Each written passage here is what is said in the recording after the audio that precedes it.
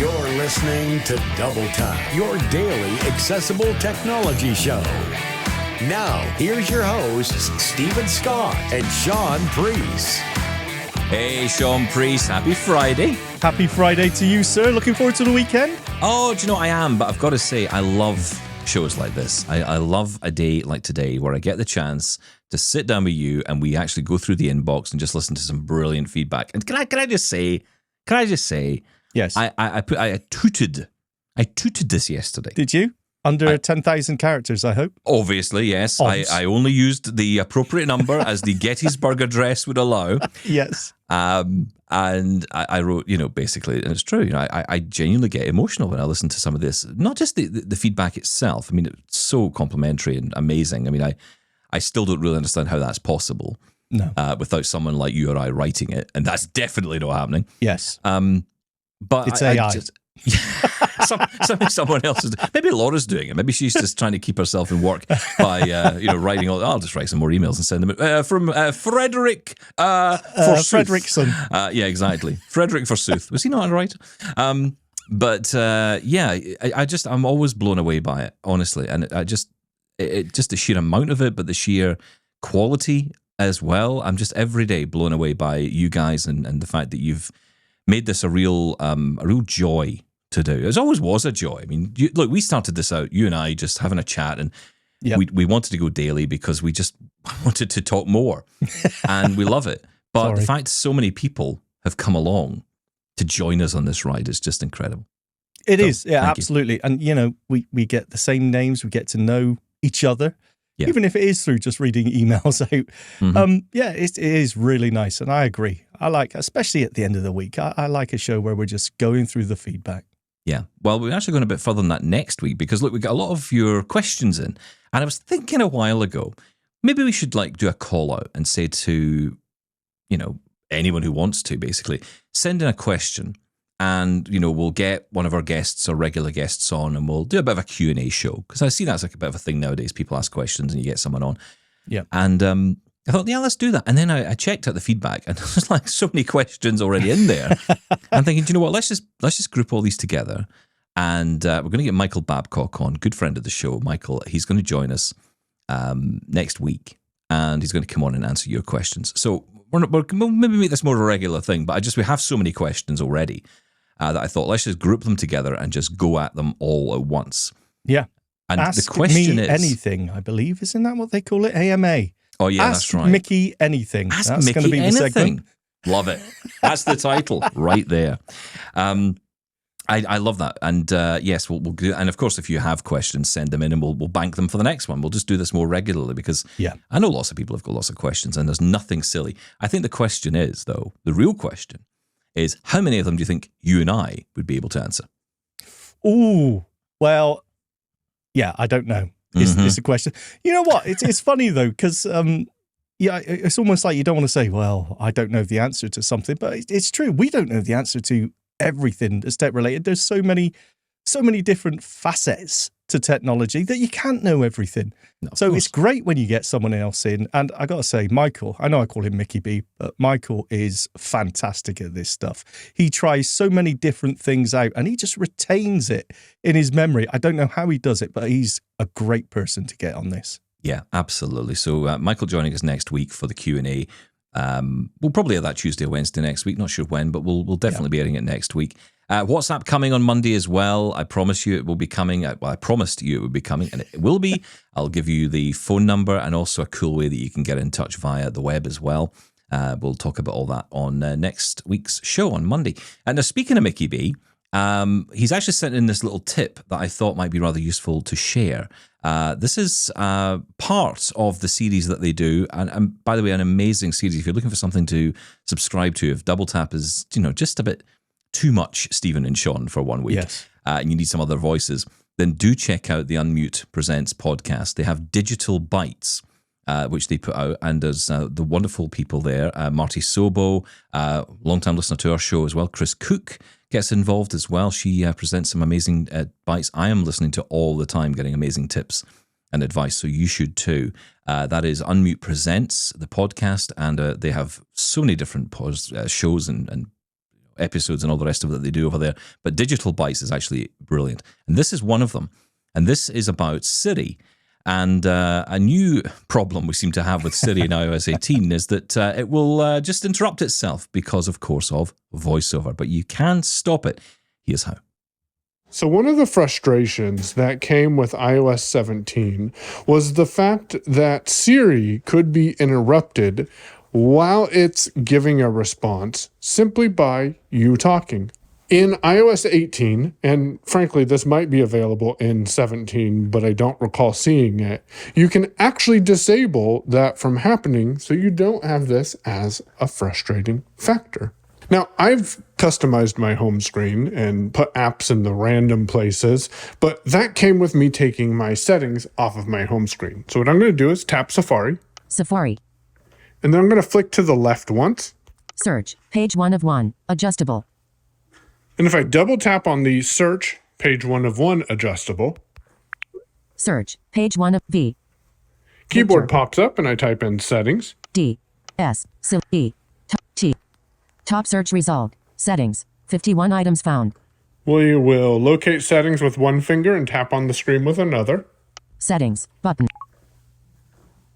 Settings.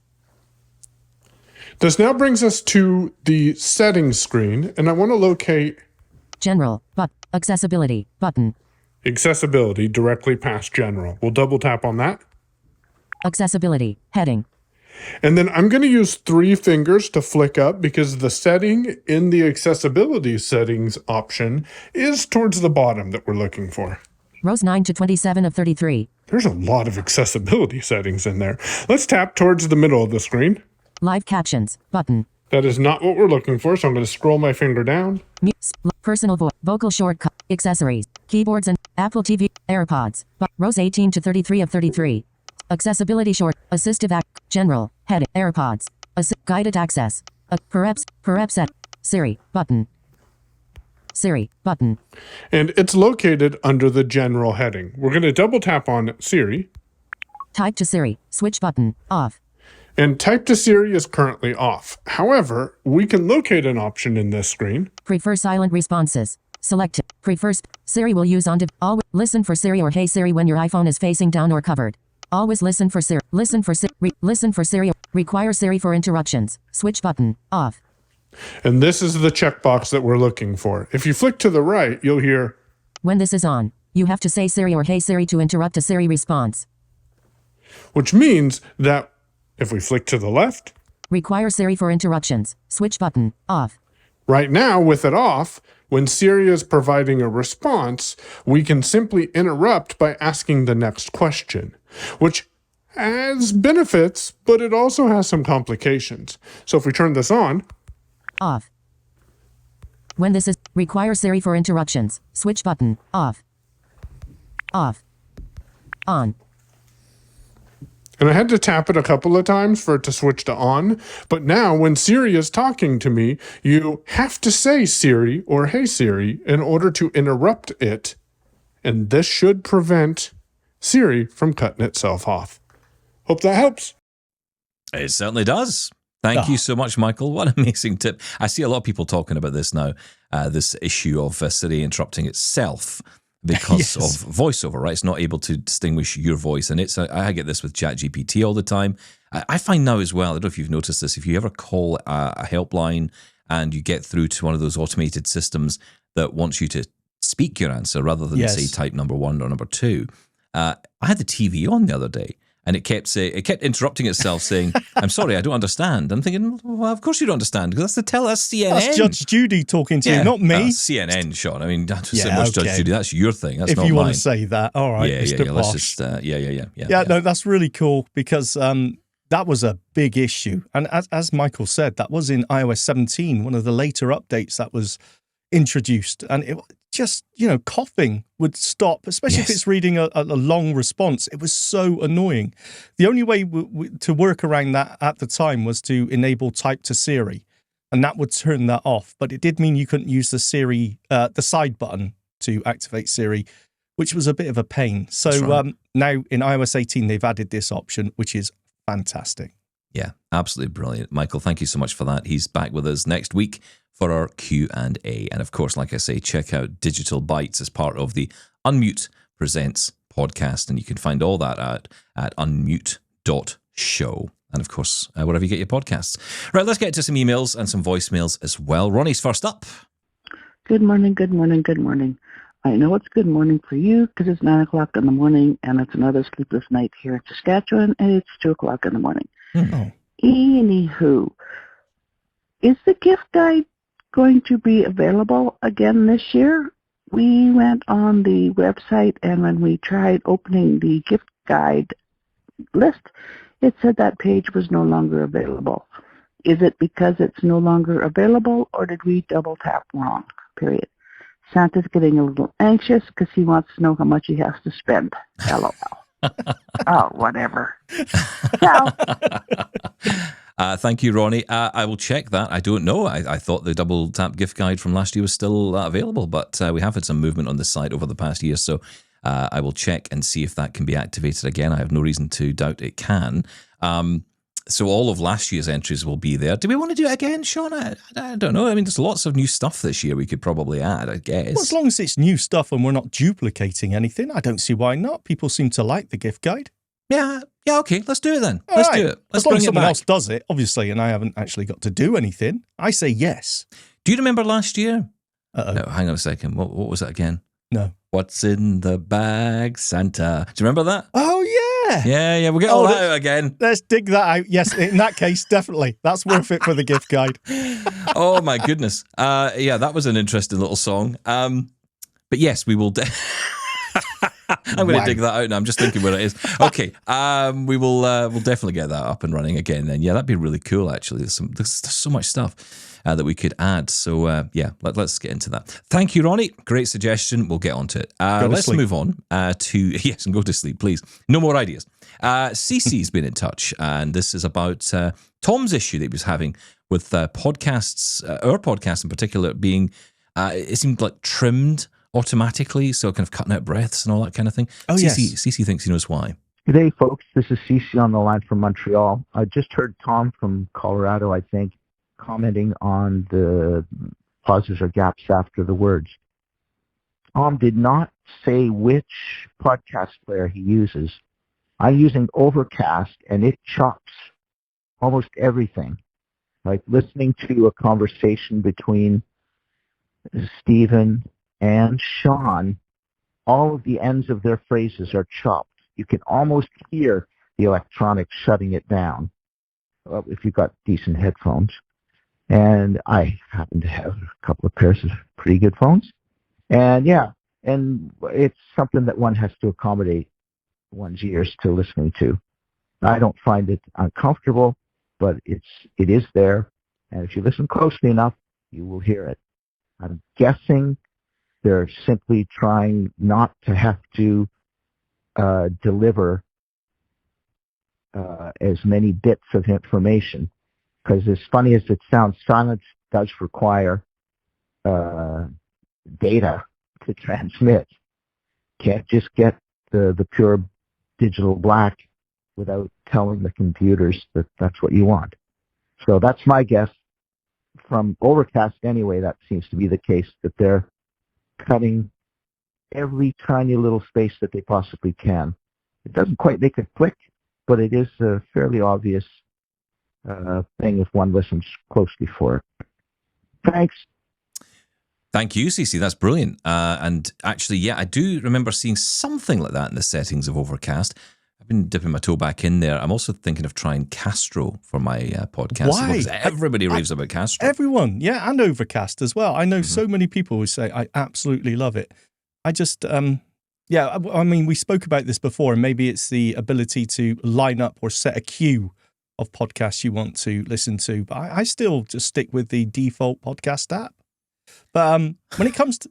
I can't stop falling asleep. That's the problem. As soon as I put a podcast, and it's funny, the other day I listened to one. It was like a news podcast I listened to, and there was a clip that they played at the start of an interview, and I wanted to hear the interview. It was very short. It was like a 2-minute interview. And in the show, they play the 2-minute clip, and I remember the clip starts playing. Bear in mind, it's 2 minutes long, and I fell asleep right in the middle of it. I couldn't believe it. I was saying to myself as I'm lying there, don't fall asleep, listen to this. And I fell asleep. So, hopeless. Oh, that's what they're for. That, YouTube, Facebook Watch, all that I put on when I get in bed, and it just sends me to sleep. And you end up having to listen to the same episode about 40. Oh, yeah, I remember that bit. And no, I must have fallen asleep there. But it's interesting about that, though. I mean, is it cutting out, is it trimming the silences, or is it putting some sort of noise gate on there? Honestly, I don't know. But yeah, I would check out the settings and see if that does make a difference. It's very interesting, though, CC. Thank you. It does sound like it's truncating it a little bit. The actual I was thinking maybe you've got it on, even if you do 1.5 speed, then obviously you notice it does kind of, it does sound strange. But honestly, I don't know. As I said, we don't do any processing like that, especially on Laura's emails track. That audio is just as it is. It's pretty much raw.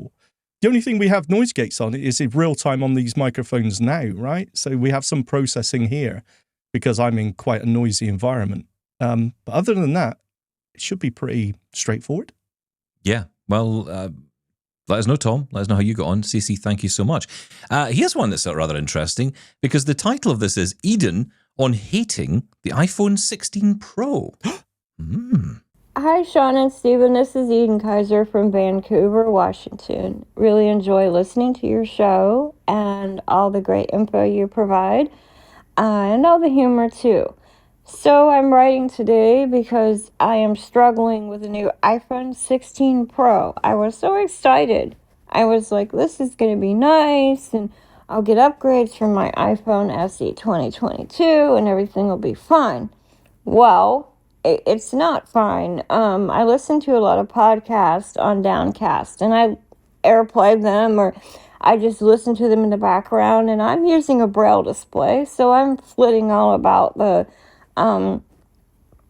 device, doing other things, going into mail, going into Facebook, and normally this works fine. Normally, no problem.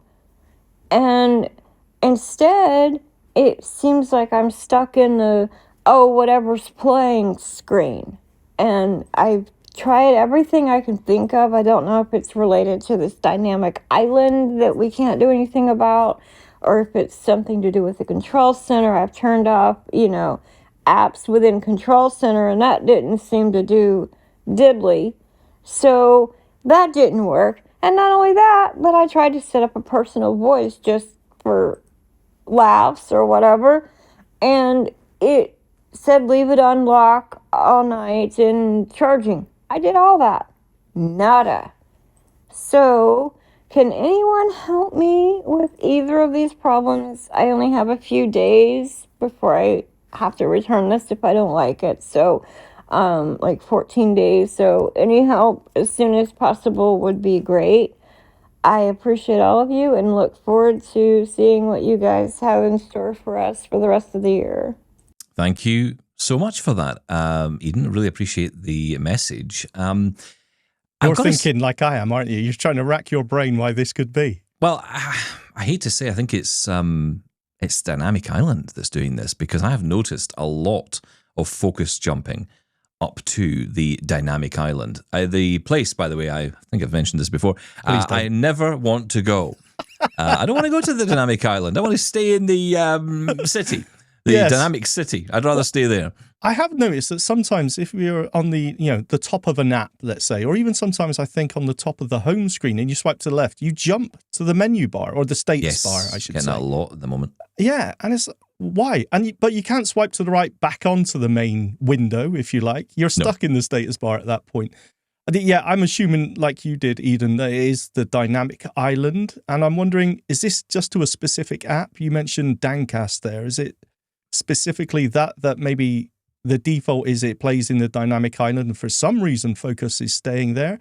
Maybe it's a Braille display issue. Maybe there's if you use the touchscreen on your iPhone, are you able to navigate out of the Dynamic Island? So sorry, Shaun, but you're right. I mean, you're absolutely right. It's not an issue with the Braille display, though. It is an issue with the focus. So what's happening is you have to touch the screen to get yourself out of it. That's the problem. So I had the same issue with the QWERTY keyboard that I've got connected to mine. So the same thing. You're typing away or you're doing something else, and in the next minute it jumps into the Dynamic Island, Or, as you've noticed as well, jumps to the status bar, and that could be an app doing that, throwing you into the menu bar or the status bar at the top. Yes. And then you got to tap the screen, which really annoys me because I want to keep my hands on the keyboard. Of course. I have to come away and then tap on the screen somewhere and then find my way back to where I was and hope it doesn't jump again. So I think this is an OS issue. I don't think this is a phone issue. I don't think it's something you should be too concerned about. What I would suggest, though, is anybody who's having this, including us, because I have had it as well, we get in touch with Apple and we let them know about this because it's clearly a focus issue with VoiceOver. It is if you can't get out of it. But if you do a Braille chord, or in your case, a keyboard shortcut to go to the home screen, which is what, VOH? On a that'll Bluetooth work. keyboard? Yeah, that'll work. That will take you out of the dynamic and then you can navigate back around, right? Yeah, but this now playing thing's a problem because if, say, you're listening to music and then the track changes, I think it will jump you back into the dynamic island again. It's kind of always grabbing the focus back to the island. I guess it's because it's changing on there visually, and therefore it's attracting the voiceover focus as well. So that's something they have to sort. You know what we need? We need an option to turn off dynamic island. I would love that. Yeah, I just don't see the value in it. I mean, it's funny because the other day, what was it? I know what it was. It was Uber Eats. Of course it was. Yes. And there was a notification in there, and it said something. I'm trying to remember what it said. It's like black square or something, or it said something, and I thought that must be the logo for Uber Eats. But it was like a holding name for it, like a untitled.png. Yeah. That's right. And then because when you swiped, it would tell you, 33 minutes or however long was left on the delivery. So it's good for that kind of thing. But it's good if you can go to it, you can jump to it and use it, as you choose. But I don't know if it's something you would I'd love a keyboard command to just monitor the dynamic island, not jump to it, but just monitor it. Give me the information in the dynamic island. Yeah. So if it's playing something, I can hit a key command and it would say, now playing Celine Dion because he likes it. And, and that's it. Yeah, well, particular favourite of yours? I do, yeah. Is there a keyboard shortcut or a Braille chord or something, a gesture to jump to the dynamic island directly? Or have you got to go to the status bar first and just navigate through? Not to my knowledge. Someone may tell us different, but I'm not. Very interesting, though. And the personal voice. I've heard so many people having the same problem. I've left it for days processing and still haven't got anything. I don't think there's anything wrong with your handset, the iPhone 16 itself. I think this is just, general iOS glitches, let's say. I don't know if you need to redo it or, turn off, turn on again. That's the usual fix for everything. But yes, I've heard this many times. So I'm sure someone out there may know a fix. Yeah, I really hope so, because that is quite annoying. And I think if you've got the 16 Pro and you've got a great phone, so I wouldn't be tempted to move away from it. There's nothing there that suggests there's a hardware issue. It's all science software. No, this is not a hardware issue. And this is common. I've heard other people have this issue.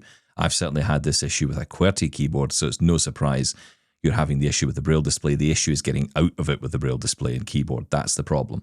So, you're right. It's touching the screen, or it's closing the whole thing down to the home screen, or, it's doing something else. Have to come away from what you're doing. I've got to say, though, just what you're talking about there, Eden, using the Braille display to navigate around when you're listening to something. This is where Braille is brilliant. It really is, because I keep thinking about this. This is the nirvana for me, not having to listen to speech. I don't know what it is. I think I'm becoming audibly intolerant. I mean, I am intolerant of most things anyway. Yes, hypersensitive to sound. Okay. But I'm getting a bit sick of listening to a voice. And I'm thinking, this is where Braille is just brilliant, I totally agree with you. And that's the whole argument that's been had many, many times. It's just... I'm not talking about other people. I'm talking about me. Of course. Well, that's all that matters. Yes, of course. Me. Let's move on. Thank you, Eden. Really appreciate you getting in touch. And let's see if we can help Eden out as well. If you have any thoughts, get in touch. We'll give you the details in a moment. But for now, though, here's a question for you, Shaun. Shaun, fantastic demo on setting up the Meta smart glasses. Thank you. What kind of headsets or mics were you using to be able to record the Metas?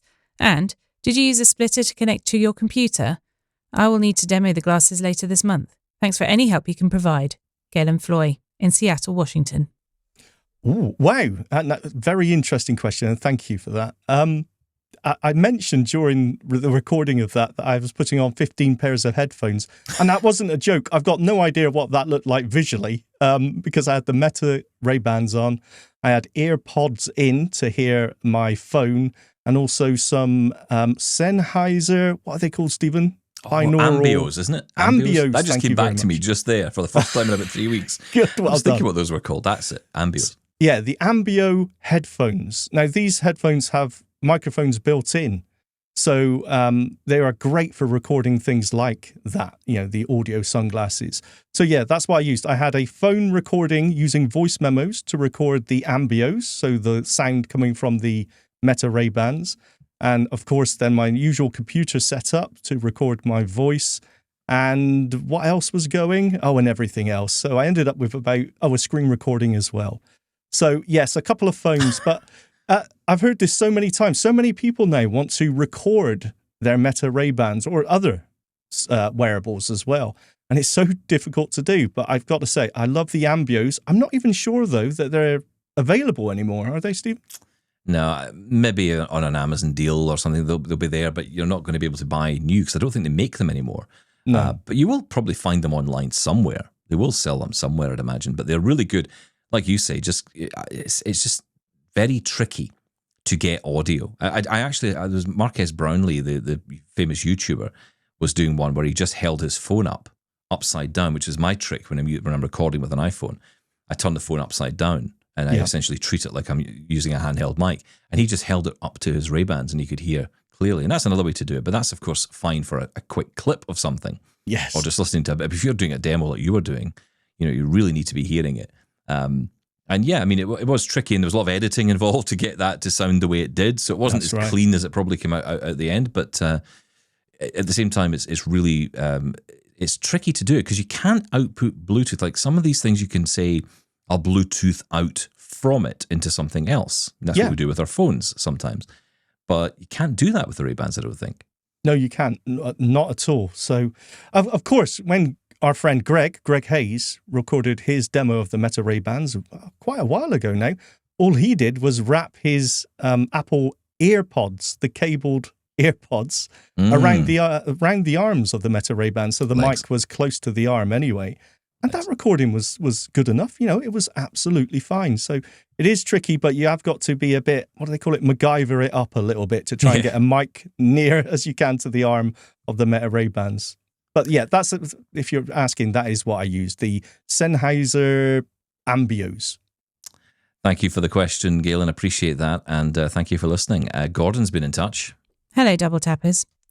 Recently, I received an email from Aira confirming that I was lucky enough to take part in their beta testing of using the Meta Ray-Bans. Right. I was able to give this a try this morning when I needed some help sorting out some medication.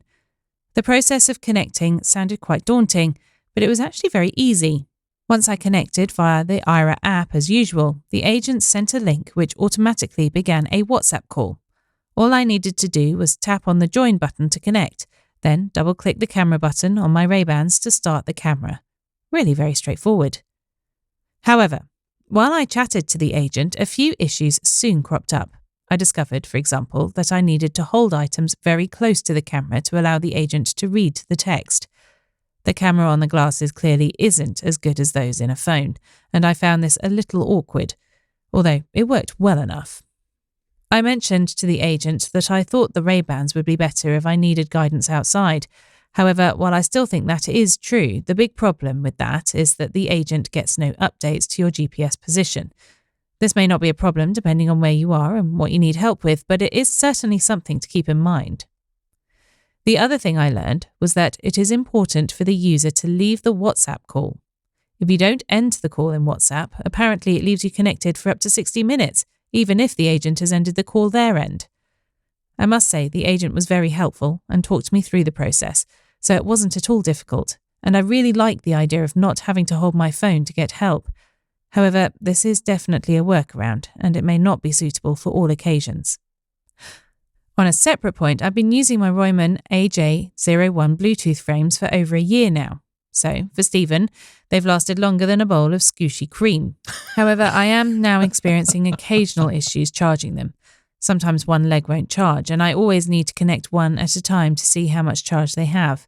The frames still work, but charging them is becoming a problem. I do prefer the Meta Ray-Ban glasses anyway, but the battery life remains an issue. I have therefore asked Santa to bring me a second pair, so I will never be without a charged pair. Incidentally, when is the AI coming to the UK for those of us who don't use a VPN? Oof. Finally, on the matter of iPhones announcing screenshot, I do often experience this when scrolling through my Lion newsfeed. It's annoying, but all you need to do to get rid of it is turn voiceover off and back on again. Okay, that's more than enough from me. All the very best. Gordon from Livingston in Scotland.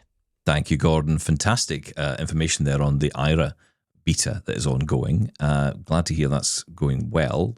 Clearly it has its challenges at the moment, and I think kind of dealing with third-party hardware and third-party systems, and there's lots of things in the way. Yeah. I didn't realize the GPS feature was essentially disabled by using the glasses. Why would that be? Because you're using WhatsApp? Because of WhatsApp, yeah. By default, WhatsApp doesn't have any GPS information available. Let's not forget that the reason that Aira is so popular is because of the software they use in their app and at the agent's computer themselves. Their little dashboard gives them all the information, your GPS, so they can say, oh, I can see where you are on a map. Let me guide you to where you need to get. And that is really important. You know, the Envision glasses, for example, when they had the Aira added on as a feature, no GPS. And it is for some use cases, that is a problem. Yeah. I think that really needs to get resolved because I don't know exactly. I don't know how you do it. I really don't know how you do it. It has to be integration through this, but it's because Aira's using WhatsApp the way they're using it. Yeah. So maybe another service might be able to get access in a way that to sort of get that information through. I don't know. Very interesting though. Thank you for that. Scooshy cream to you, Gordon. Scooshy cream indeed. You mentioned Meta AI. I don't want to touch Meta AI. It's burnt me so many times. I don't know is a short answer. So there's a story doing the rounds, which came out, I think, yesterday. Yes. And it was talking about, Meta AI is now available in more countries, including the UK. Now, I think there's two things here that we really need to think about, because one thing we forget about with Meta AI is we kind of just assume it's part of the Meta Ray-Ban glasses and that's it. But actually, Meta AI goes beyond that. It's across a number of different products, including things like WhatsApp and Facebook and Instagram and basically all of the products of Meta. Now, that is what is rolling out, but that is not available yet in the UK. What seems to be available in the UK is Meta AI on the Ray-Ban glasses, voice control only. Now, to me, this is a number of caveats deep that I just cannot seem to understand. It's ridiculous. So I had to set up my Ray-Bans recently again, just yesterday, in fact, just as this news had broken and it said that this was coming out. And when I set them up, it did say Meta AI now available. And it didn't say, like it said last time, limited in your region or any of that stuff. Yeah. I did not have a VPN turned on at the time. So I'm assuming that it's rolling out. But then what happened to you? Yeah, exactly. And during that setup that I recorded and we played on here, there was no VPN. And I was given the Meta AI straight away as well. But as we heard, there's a lot of people that don't get that option. So honestly, I don't know until I hear official word from Facebook saying, hey, it's available. And let's be specific. It's available on the Meta Ray-Bans. Because I don't understand. Voice control is now available in your country. I've always been able to tell my Meta Ray-Bans to take a picture, to take a video, to play whatever song, and to ask it the time. That's always been there. So I don't understand what they mean by voice control. The Meta AI, the way I test that Meta AI is available is by saying, look and describe. If it can do that, that is true Meta AI, and you have it. If it says, as mine are saying now, this isn't available on your glasses, or I can't do that on your glasses, it's not enabled. So honestly, at this point, I don't know. I'm hearing so many different reports on this. I don't think we are where we thought we would be on this today, because I think a lot of people are now thinking, oh, great, it's out, it's here. But I don't think it's as simple as that. I think there's still caveats. So I'd say, for now, I think what we've said stands on this issue for the moment. If you start to get it, great. But I don't think that means that it's a national rollout yet in this country, in the UK at least. So we will wait to see, and we'll hear what you guys have got to say. If suddenly, if you've never used a VPN in your life and suddenly it's become active, let us know. because, that may be a sign that it's coming, and it may be just rolling out very gradually. I wouldn't imagine it would drop to every single user right away. So I don't know. I mean, the UK is not a huge place, so I don't know why it's either turned on in the UK or not, right? Yeah. I don't know. Okay. Well, look, we shall see. That's why I'm really not digging into it, because I feel like you. I feel a bit burned by this whole thing, and I don't really know where to go with it. But we shall see. We'll see what you guys have got to say. For now, though, let's remind you of how you can get involved with the show. Call the Double Tappers now, 1-877-803-4567, or email us, feedback@doubletaponair.com. Okay, let's open up the line to Elenor. Oh, I haven't heard from Elenor in a while. Oh, good. Hi guys, it's Elenor. Thanks to David Ward's Echo Tips podcast, I've discovered a new AI skill for Lady A. It's called Claude Assistant, and David advised opening it by saying, "Open Claude Assistant skill."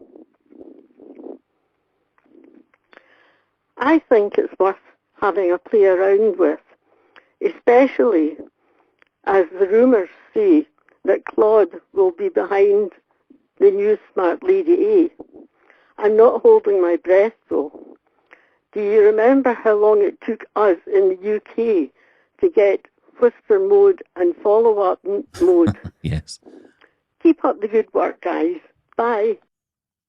Yeah, thank you, Elenor. It's great to hear from you. And play with Claude, which, you're absolutely right, is going to be the backbone of, well, so they say, is going to be the backbone of open Amazon AI. Amazon AI. Amazon Intelligence, or whatever AI. they call it. Yeah.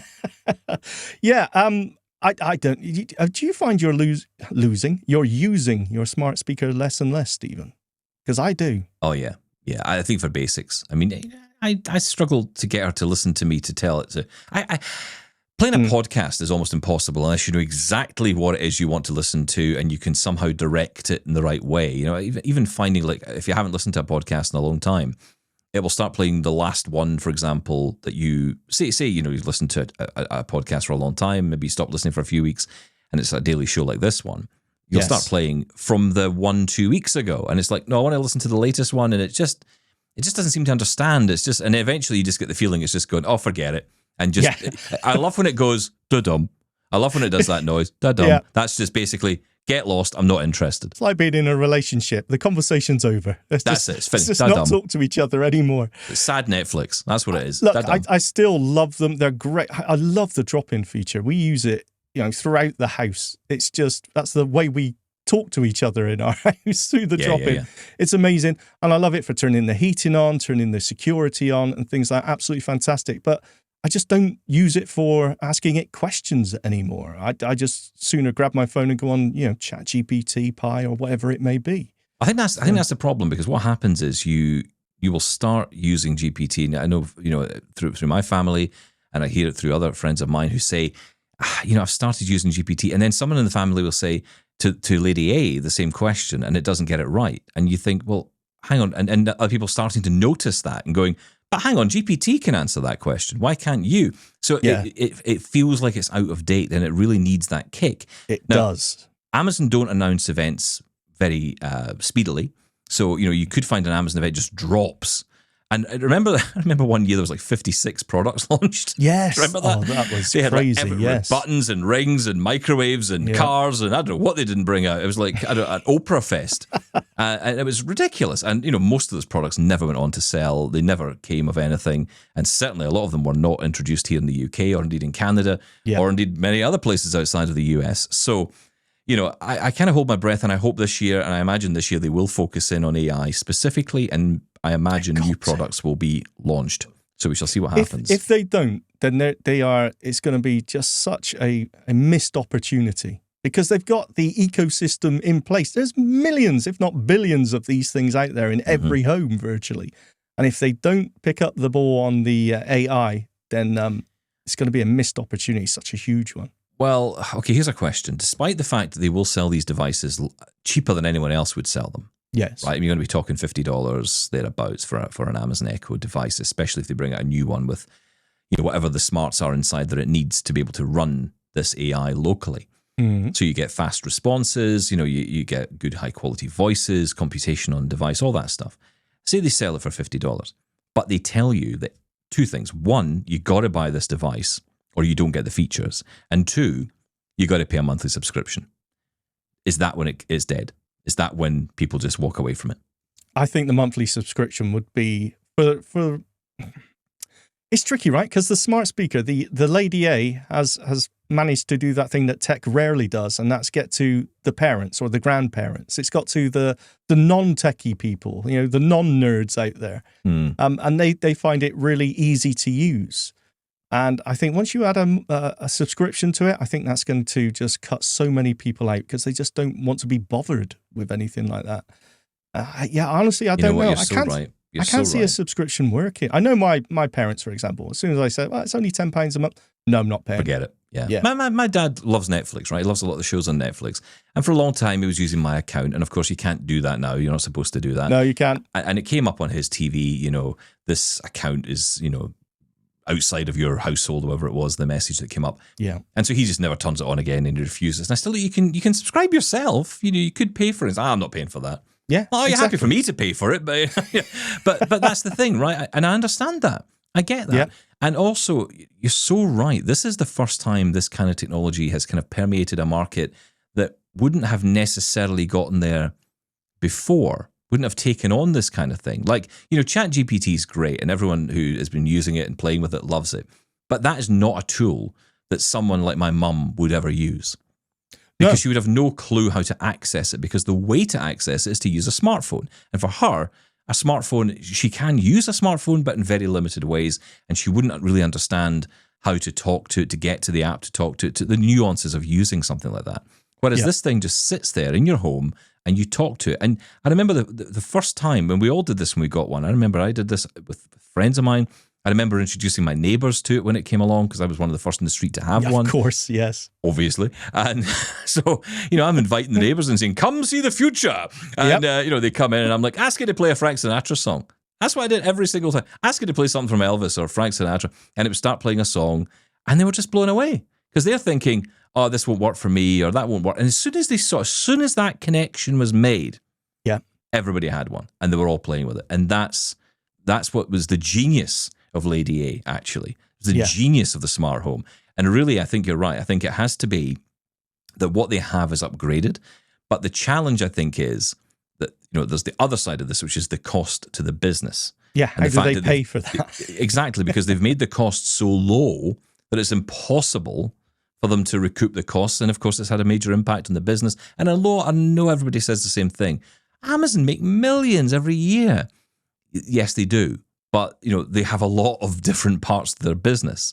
And it's not as simple as, well, the whole company makes a fortune, so therefore they can just plow more and more money into something that's not making money. It's a loss leader. That's not really what they want to do. But I would say, look, that the whole point of the smart speaker in the first place, the reason they sold them so cheap was that, hey, everyone's going to be using Amazon to do their shopping. Buy me, whatever, just ask your smart speaker. Never worked out because the service doesn't work very well. You spend longer trying to, no, I don't want that. No, what are you talking about? It doesn't work very well. With AI, I love it for you're right, AI will blow it away. Maybe it will make that work well. Maybe. I hope so. And actually, I think about the image description thing and the potential there, being able to take an image and analyze it on the device. Wouldn't that be cool? Yeah. Just through the Amazon Echo, say, okay, tell me more about this, or, does this speaker have a 3.5 mil input? Things that I would ask, That'd be so cool to get, summarize the reviews. The potential there is huge. You can see it all. It's just whether or not they'll actually do that and realize it in an audible way, or will it all be visualized on a screen? And therefore, how good will it be audibly? So, I think we've got a bit of a pressure, maybe, I think, being upped on Amazon if it moves down the visual. So funny bringing this up because I just asked yesterday, Lady A, let's chat, to see what happened to that feature, which they unveiled at the last event where that was the artificial intelligence sandbox, if you will. You say, let's chat, and still says not available. So I've never been able to play with it. It's, patience has its end, I think. Yeah. The thing is, we've spent money on these things, That's the problem. Would you still, as I said, still being able to turn on, my heating and control the smart home and just playing the radio, still the most accessible radio I've ever had in my life. Yeah, it's foundational now, I think. It's a foundation tool where it will do certain tasks very well. It handles my lighting, the doorbell ringing. Those are the things that I think are just fantastic. Alarms, the basics, If it can do more than that, even better. And I really hope Amazon get there. But what I was going to say, though, actually, on that about shopping, I was going to say, one thing for me was reordering stuff. It's very good at that. So if you've bought something already, like my little coffee pods, reorder coffee pods, and it immediately knows which ones I buy. Yes. It pops them in the basket. It asks for my code. I give it the code, and then that's it. It's bought. And I think that's just brilliant. That's just so good. That kind of thing is brilliant. If they can make that experience across the board when you're searching for something to buy, then I would use it all the time. Okay, now speaking of this is a perfect lead into our next email because Greg's been back in touch. Greg in Pennsylvania. We've been having a bit back and forward on this whole specialist tech conversation and cost of specialist tech. And, everything I've just said here about, companies can't necessarily run on lost leaders kind of marries in an interesting way to this conversation because I have been saying, look, companies like, when we're talking about Braille, for example, those companies perhaps should be looking to reduce their costs on products. But I think there's a bit of miscommunication here or misunderstanding on the issue because, one thing I'm very clear on is, of course, I don't want these companies to go away. In fact, this is my whole reason for this debate. I don't want these companies to disappear, but we have to find a way forward for everybody, not just for big business, not just for governments, not just for education. In terms of that being the only customers these products are made for. The Monarch Braille digital tactile tablet thing that everyone's excited about sounds amazing, but it's like $15,000 to $20,000. I mean, I'm sorry, no consumer is going to spend that money. It might as well not exist. Unless you're a millionaire, exactly. So, and how many schools are going to be able to afford that? When some schools can barely afford decent Wi-Fi, can barely afford the basics. I remember having to donate. I donated 2 Perkins Braillers once to a school because they couldn't get the money to buy a Perkins Brailler. Yeah. Yeah. And this was vital stuff. And fortunately, I was in a position at the time we had access to, through friends of mine, we had gathered together some kit. We were able to help the school out. But I mean, if the school is in that position, and that's, in the UK here, where I live in Scotland, that was the situation. What is happening around the world? What's happening in other countries? What's happening in places where there, is even less money flying around? So, the chances of that kind of Monarch being able to be bought, and it sounds like a brilliant idea, and I know everyone's raving about it, but it has to be affordable or it's out of reach. So that brings us to the comment that Greg wants to share with us. This is his latest email. One of his latest emails. We'll get to the other one later. But this is one of his latest emails on this topic. Hello, Stephen. You can mock it, but I am really grateful for all the technology that makes being blind a little easier. But I choose to live a life of gratitude as a way of living in happiness. I reject living with a sense of entitlement, but will fight with full vigour for the rights and well-being of people with vision loss. I am and always will remain an activist. I am grateful for the US law that requires TVs and set-top boxes to be accessible. Grateful for the Comcast voice guidance, but I would also stand in line to sue them if they fail to provide it. I am grateful to Microsoft for the Seeing AI they provide me at no cost. They don't need to, but they do so anyway. Yes, gratitude. I am grateful for Be My Eyes and all the volunteers who make it work and the people at Be My Eyes who have found a way to pay for the service they give us for free. And if they make a profit, that's great in my book. Yes, gratitude. I had to build my first CCTV magnifier in the early 1970s before they were commercially available, and I'm still grateful for those who developed the electronic magnifiers I used to use, the screen magnifiers and screen readers, Daisy book players and every other piece of technology. I remember when none of these devices existed. I remember when technology for the blind was limited to a record player for talking books, and I still have gratitude for that device. Gratitude is not a bad thing at all. I start every day being grateful for the day I am about to have, and end every day in gratitude for the day I just had. Gratitude makes life better. Greg, in Pennsylvania.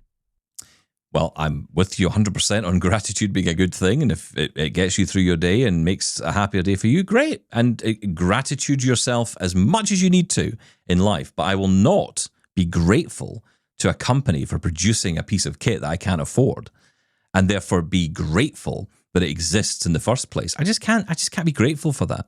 It doesn't make sense to me. If I can't afford it, if it's out of my reach, and a lot of this kit that I'm talking about is, then I'm not grateful for that. Now, gratitude as an overall concept and way of life, great, enjoy it. I'm not mocking you for that. I'm saying, and I'm not mocking you at all, actually. I don't think there was any mocking in there. No, I'm not mocking you at all. The point we made was that it did stick in our throats a little bit, the line about being grateful for something. Yeah. And look, I totally agree with you, Greg, and you actually, Stephen, that gratitude is a good thing. And I will slightly disagree with, I am grateful that people are making this stuff, regardless of the price. I am grateful that people are doing that. But the point... No. Well, can I clarify this for me? Go on, yeah, of course you I'm can. not grateful for the companies doing it. I'm grateful for the people who do the work. So, for example, Microsoft and the people who work in there, Saqib Sheikh, who, was part of the team that, he actually led the team to develop Seeing AI. And we've spoken to a lot of these people, and they do and it from such great places, and we've made that clear. But look, the point I'm saying is I don't like the line, which I've heard sometimes, and I'm not saying you said this, Greg, but I've heard this so many times of, don't complain, just be grateful. Mm-hmm. Now, the point is that, yes, I'm grateful, but at the same time, if something's not working for me, or I have an issue with something, or I have an opinion on something, it's not a case of be quiet, just be grateful. I've every right to be heard as well. I understand that, but I think there is, it's not black and white. I think there is a line to being grateful. I think there's a middle something. ground. I think I live in the middle ground, because it seems to me that on one hand, because Greg says it himself, he's grateful for something existing, but if it stops working, he'll be, straight to the lawyer's office.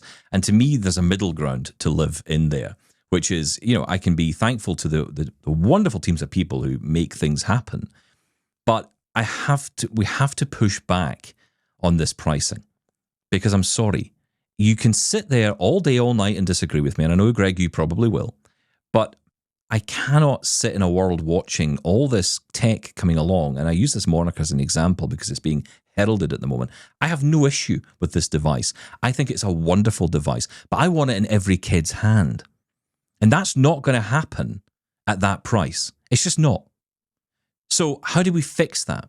How do we get round that? Do we have to just accept that for now and say, well, okay, over time it'll come down in price, or do we say, well, okay, it's so expensive to produce, can it even be possible to be made available? Is it even feasible? Because at that price, to me, it's just not feasible for many people to buy. Well, that's a good point. Rather it didn't exist at all, or was incredibly expensive and out of the reach of most people. I mean, at least some people can get the benefit from it. Is that worthwhile? Exactly, that's the question, isn't it? So, like, 3 people get access to it, and that's wonderful. What about everyone else? I don't know. Honestly, I don't know either. It's a very strange discussion because, we see this. I mean, again, don't misread what I'm saying here. I say this every time, and then everyone misreads what I say. But, I just feel people are missing the point of what I'm saying on this. I am for all these companies. I am pro all these companies. I want them to exist long into the future. I'm trying to save you. I'm not trying to shut you down. It's the exact opposite of what you might think I'm trying to do. I've had people say to me, shouldn't talk about this. It sounds like you're doing these companies down. I'm like, are you serious? I'm not talking anyone down. I'm saying, let's find a way to keep these companies in business for as long as possible. But the companies have got to step up because you're in charge of it. So if you're sitting there thinking, we'll just charge another $6,000 for that, or $7,000 for this, or $20,000 for that, we'll be fine. We'll just keep that. We'll keep the lights on. No, if no one's buying it, I don't have to. I shouldn't have to tell you this. Yeah, but you say that. I mean, a lot of these companies have been going for decades already. It is working for them. Whether it's right to charge those prices, and if those prices are only in place, storm. There's a gathering storm here. 2 things the happening mainstream at once. are approaching. That's the thing. No, well, that's part of it. Yeah, okay, that could be an element of this, and certainly there's an argument for that. That's a bigger debate, I think. But to me, that's separate to the bigger issue, which is the number of children who are not being taught Braille, who are not being taught Braille well or at all, and that number is diminishing all the time. So if there's no one, or lesser people, fewer people learning Braille coming through, who's the customer in the future? So we have got to tackle this from both sides. And then even those kids who do make it through and get the training face spending thousands upon thousands. And I understand why, because of course it's a device which costs a lot of money. And it's, that's fair enough. I understand that. I get it. But can't you see what I'm talking about here? There's a divide happening. And at some point, that company that's making the kit is going to say, we can't afford to do this any longer. Okay, we may have been going for decades, but, there were more people back then learning Braille. Now there's not, so we have to give up on this, and that's it. No more Braille. No more Braille displays. It's back to Perkins and hard copy. To me, that's not a great future for blind kids. So very interesting conversation, though. So, Greg, always keep your emails coming. Yeah, let's keep having it. Thank you for all your emails. It's been wonderful as always. I mean that. Keep them coming. Have a great weekend, Shaun. You too. Thank you. Bye-bye.